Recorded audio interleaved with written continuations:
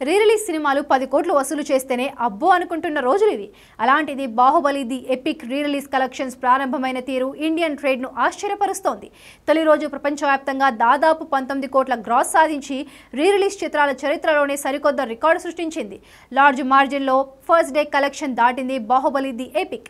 గతంలో అత్యధిక వసూలు సాధించిన గిల్లీ, గబ్బర్ సింగ్ వంటి సినిమాల రికార్డులను సైతం తుడిచిపెట్టి ప్రభాస్ క్రేజ్, రాజమౌళి విజన్ 10 ఏళ్ల తర్వాత కూడా ఏమాత్రం తగ్గలేదని నిరూపించింది ఎపిక్.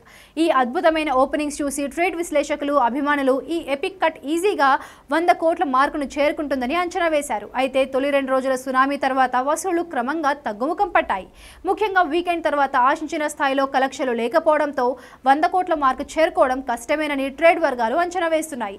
దీనికి ప్రధాన కారణం 2 సినిమాలను కలిపి రూపొందించి దాదాపు 3 గంటల 45 నిమిషాల నిడివి ఉండడం.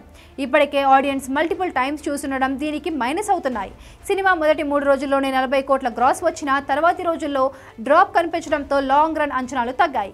ప్రస్తుత పరిస్థితులలో Baahubali the epic re release 50 కోట్లు లేదంటే ఆపై 10 కోట్ల వరకు వసూలు చేసే అవకాశం ఉందని ఇండస్ట్రీ వర్గాలు అంచనా వేస్తున్నాయి. ఈ మార్కును చేరుకున్న ఇది రీ రిలీజ్ సినిమాలలో అద్భుతమైన విజయం కిందికే వస్తుంది. ఎందుకంటే కొత్తగా విడుదలైన మీడియం రేంజ్ సినిమాలు సైతం ఈ స్థాయిలో కలెక్షన్లు రాబట్టడానికి కష్టపడుతున్నాయి. 10 ఏళ్ల క్రితం విడుదలైన ఒక చిత్రం నేటి కొత్త సినిమాలతో పోటీ పడి ఈ స్థాయి వసూళ్లు సాధించడం ఆ ఫ్రాంచైజీ స్థాయిని, ప్రభాస్ స్టార్డమ్ను మరోసారి రుజువు చేసింది.